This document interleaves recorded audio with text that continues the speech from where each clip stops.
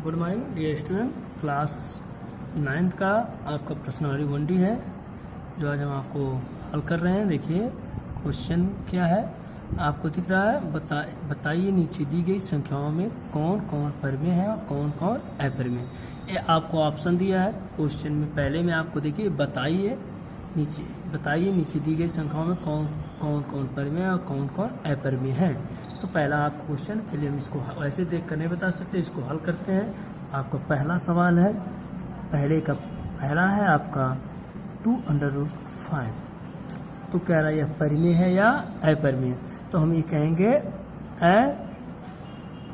अपरिमेय है, क्योंकि हम जानते हैं किसी वास्तविक संख्या से, देखिए 2 एक वास्तविक है संख्या बट √5 अपरिमेय है।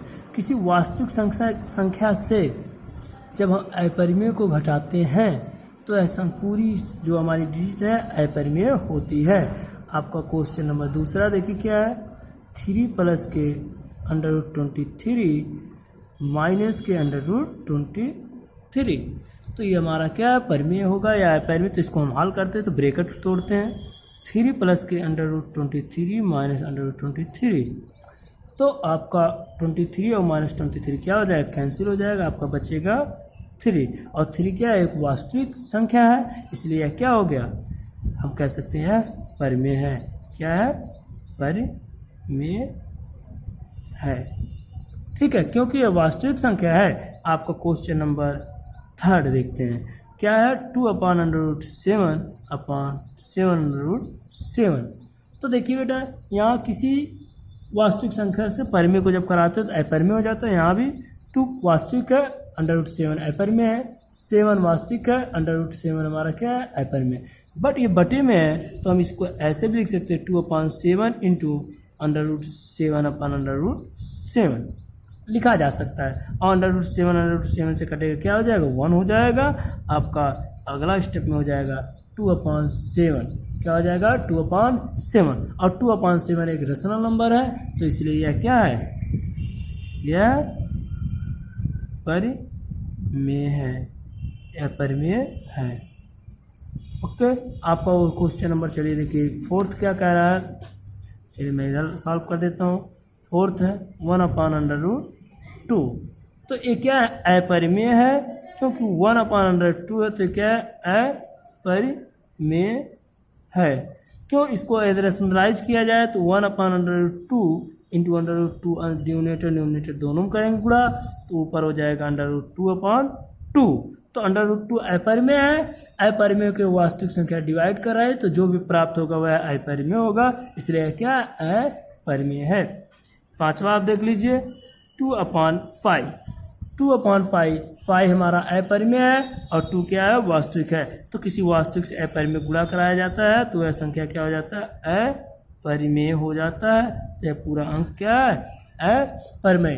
तो आई होप आपको क्वेश्चन नंबर 1 के सारे क्वेश्चन समझ में आ गए होंगे। चलिए हम आते हैं आपके नेक्स्ट क्वेश्चन 2 पे। क्या है, निम्नलिखित व्यंजकों में से प्रत्येक व्यंजक को सरल कीजिए। हल करना है तो देखिए कैसे हल किया जाता है। तो 2 आपका क्वेश्चन है, व्यंजक सरल कीजिए। देखिए 3 प्लस के √3 ब्रैकेट में है, फिर होल के ब्रैकेट में 2 प्लस के √2, इसको सरल करना। तो चलिए मैं इसको आपको सॉल्व करते हैं। राइट कर रखा हो 3 प्लस के √3 ब्रैकेट में 2 प्लस के √2। तो किसी को 2 टाइम राइट करते हैं। देखिए 3 का मल्टीप्लाई 2 प्लस के √2 और प्लस के √3 का मल्टीप्लाई 2 प्लस के √2 के साथ किया जाता है। तो 3 का मल्टीप्लाई 2 के साथ होगा 3 2 जा, अर्थात 3 दूना 6, और यहाँ होगा 3√2 हो जाएगा। और प्लस के यहाँ गुणा होगा तो 2√3 हो जाएगा, और प्लस के √3 गुणे √2 क्या हो जाएगा, √6 हो जाएगा। तो आई होप इससे ज़्यादा ही आपका सिंप्लीफाई नहीं हो सकता, तो आपका ये आंसर हो जाएगा। ठीक है, आप इससे ज़्यादा सिंप्लीफाई नहीं किया जा सकता है, तो ये हम सरल रूप में हमने इसको ला दिया। ओके, ऑप्शन 2 है इसका। देखिए ऑप्शन 2 क्या है आपका, देखिए इसको ऑप्शन 2 है 3 प्लस के √3 नेक्स्ट ब्रैकेट में 3 माइनस के √3। तो इसको हम सॉल्व करते हैं। देखिए आपका 3 प्लस के √3 अगले ब्रैकेट में 3 माइनस √3। तो आपका यहाँ एक फार्मूला बन रहा है, a प्लस बी और a minus b. Equal a square minus b. जब दोनों में डिजिट सेम हो, देखिए यहाँ 3 है, यहाँ √3 है, तो हम इसको इस फार्मूला ए दिया है, ए लिखा जा सकता है। तो ए की जगह क्या है 3 है, तो 3 के स्क्वायर माइनस है फार्मूले माइनस, बी की जगह क्या है √3 का स्क्वायर है तो स्क्वायर, तो 3 3 जा 3 3 का 9 और √3 का स्क्वायर क्या हो जाएगा 3 हो जाएगा, 9 में से 3 जाएगा 6 हो जाएगा, आपका ये आंसर हो जाएगा। तो आई होप आपको क्वेश्चन नंबर 2 भी समझ में आया होगा, 2 का दूसरा, और आप तीसरा देख लीजिए और चौथा आप इसको स्वयं करेंगे, तीसरा हम आपको बता दे रहे हैं तीसरा क्या है। चलिए देखिए तीसरा है, तीसरा आपका क्वेश्चन क्या कह रहा है, √5 प्लस के √2 का होल स्क्वायर है। तो देखिए आपका है √5 प्लस √2 का होल स्क्वायर है, ठीक है। तो इसको कैसे करते हैं, यहाँ एक फार्मूला बनता है a प्लस बी का whole square equal a square plus के 2ab प्लस के बी स्क्वायर। इन फार्मूले का प्रयोग कर a की जगह √5 तो √5 का स्क्वायर प्लस के फार्मूले में 2 इंटू ए की जगह √5 इंटू बी की जगह √2 प्लस के बी की जगह क्या है √2 का होल स्क्वायर। √5 का स्क्वायर क्या हो जाएगा 5 हो जाएगा, और यहाँ 2 प्लस के 2 √ के 10 हो जाएगा, 5 2 जा 10 और प्लस के 2 2 जा, यहाँ √2 का स्क्वायर 2 हो जाएगा, तो 5 2 क्या हो जाता है 5 और +5 प्लस के 2 क्या हो जाएगा आपका 7 प्लस के 2 √10। तो ये हमारा सिंपलीफाई हो गया। तो आई होप आपको क्वेश्चन समझ में आया होगा, देख लीजिए इसको अच्छी तरह से, ये आपका क्वेश्चन है। तो आप इस तरह से आप तीसरा आप इसका चौथा तीसरा क्वेश्चन स्वयं करेंगे। चलिए आते हैं देखते हैं क्वेश्चन नंबर 3 क्या है, इसको कैसे सॉल्व किया जाएगा। तो देखते हैं थर्ड क्वेश्चन क्या रहा, संख्या रेखा पर √9.3 को निरूपित कीजिए। कितने को दर्शाना है, आपको क्वेश्चन नंबर 3 है, संख्या रेखा पर √9.3 को दर्शाना है। तो पहले 9.3 हम एक स्केल की सहायता से एक लाइन खींचते हैं। तो चलिए देखते हैं, इसको हमें संख्या रेखा पर दर्शाना है। √9.3 को क्या दर्शाना है, संख्या रेखा पर, संख्या रेखा पर इसको हमें प्रदर्शन। तो पहले हम क्या लेते हैं, स्केल की सहायता से 9.37 खींच लेते हैं। तो चलिए हम इसको स्केल की सहायता से क्या लेते हैं 9.37। तो 9 यहाँ है और 3 पॉइंट यहाँ है, तो आप यहाँ से लेकर एक यहाँ डॉट रखते हैं। देखिए ध्यान दीजिए, एक पे यहाँ डॉट रखा और आपका 9.3 है तो यहाँ पर रखा। इसको हमने ऐसे स्केल की सहायता से इसको हमने मिला लिया, इतना होगा। और इसका नामकरण हम कर दे रहे हैं, इसको ए लिख देना है, इसको बी। अब ए बी को एक सीधी रेखा में आप रचना स्वयं लिखेंगे। आप ए बी को बढ़ा दीजिए ऐसे डॉट डॉट करके, हमने इसको ऐसे आपको बढ़ा दे रहे हैं। फिर आपको बिंदु बी से बिंदु सी तक का 1 सेंटीमीटर, कितना सिर्फ 1 सेंटीमीटर खींच लेंगे। 1 सेंटीमीटर हमने खींचा, आपका यहाँ आया। देखिए स्केल की सहायता से आप ध्यान दीजिए, यहाँ आया, जिसका नाम हम दे देते हैं सी।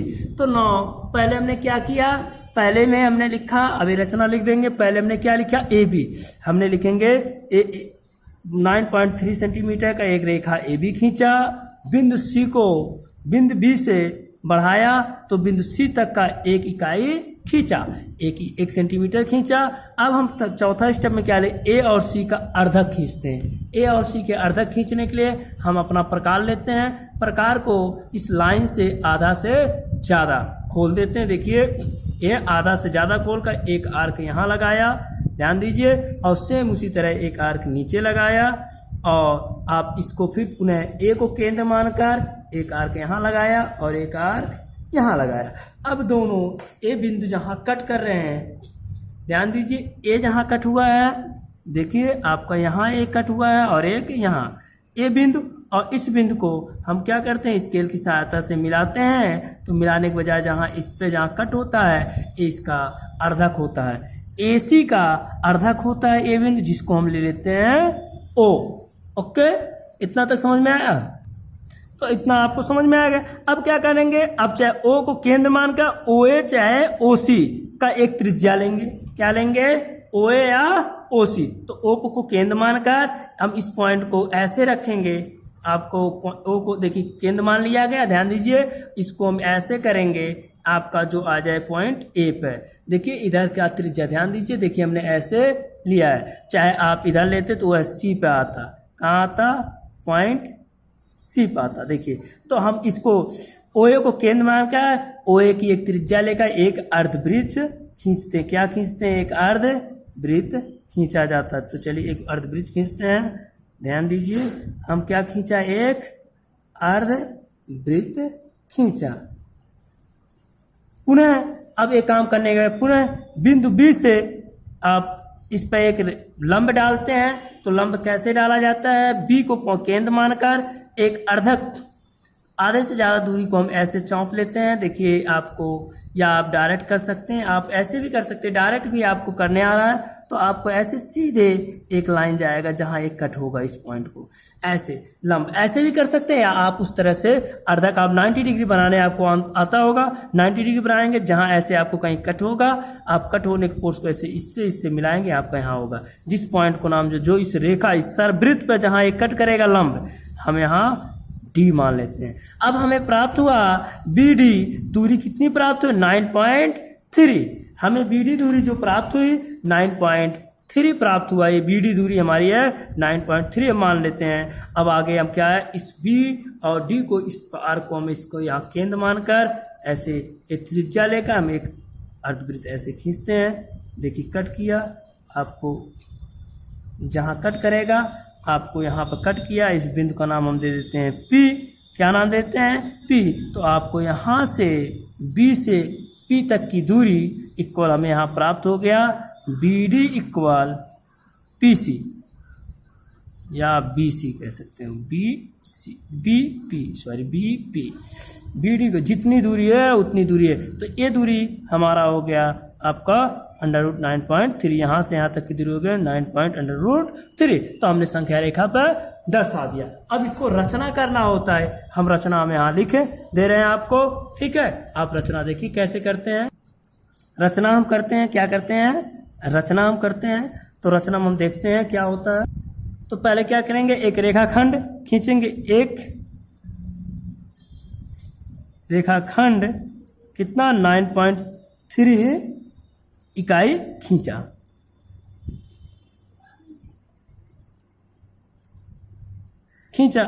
पुनः क्या है, और इससे सी तक इतना बढ़ाया कि, और सी तक इतना बढ़ाया कि BC इक्वल 1 इकाई। हमने क्या किया, पहले इतना खींचा, फिर यहाँ को इसको बढ़ाते इतना गया, फिर हमने BC क्या लिया, 1 इकाई लिया। फिर आगे हम क्या प्राप्त है, हमें AC का मध्यबिंदु ज्ञात कीजिए। फिर इसके बाद हमने क्या किया, AC का मध्यबिंदु लिख लीजिए। दूसरे स्टेप हमने लिखा AC का मध्यबिंदु ज्ञात किया।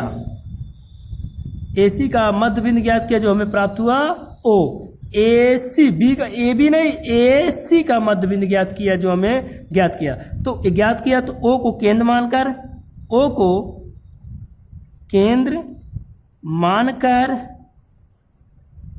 OA की त्रिज्या लिया, OA का त्रिज्या लिया, और एक अर्धवृत्त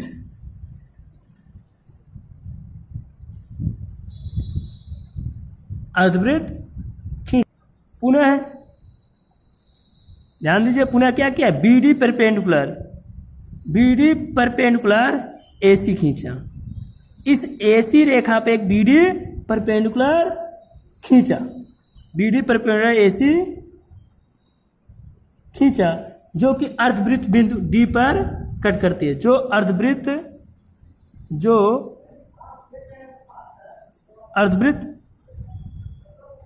अर्धवृत्त को बिंदु D पर प्रतिच्छेद करती है, छेद करती है, ठीक है। तो हमारा इतना तक हो गया।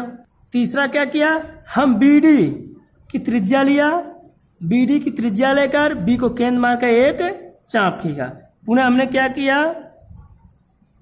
BD की त्रिज्या लेकर B को केंद्र मानकर एक चाप खींचा। जो AC को जो बढ़ाया गया है तो हमने बिंदु B पे मिलाया, तो लिखेंगे जो खींचा, जो बढ़ी हुई AC को बिंदु P पर कट कर रहा है या P पर बिंदु P पर मिलता है। ओके, चलिए पेज पलटते हैं। तब आपको क्या प्राप्त होता है, तब हमें प्राप्त होता है B इक्वल, आप देख लीजिए, BD इक्वल BP,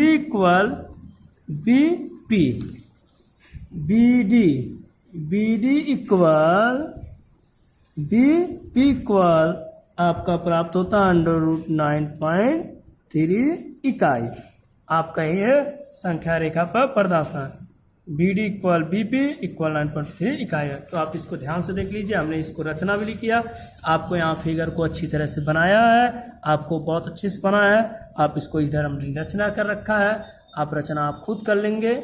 आपको जो जैसे आपको करना है वही प्रक्रिया आपको रचना में राइट कर देना है। तो आपका ये क्वेश्चन नंबर 3 होता है समाप्त। अब देखिए क्वेश्चन नंबर 4। आपका क्वेश्चन नंबर 4 क्या है, निम्नलिखित के हरों को परिमेयकरण कीजिए।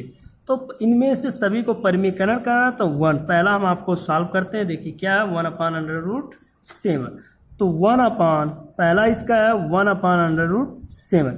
परिमेयकरण में हर में अंडर रूट नहीं होना चाहिए, ना माइनस चिन्ह होना चाहिए, और इसको छोटे फॉर्म में किया जाता है। तो जैसे आपको इसको परिमेयकरण करना है तो हर में क्या √7, इसी √7 का मल्टीप्लाई हर और अंश दोनों में कर दिया जाता है। तो ऊपर हो जाएगा तो √7 गुणा √7 7 हो जाता है। ये हमारा क्या हो गया, परिमेयकरण हो गया। ये हमारा परिमेयकरण, ये हमारा आंसर हो गया।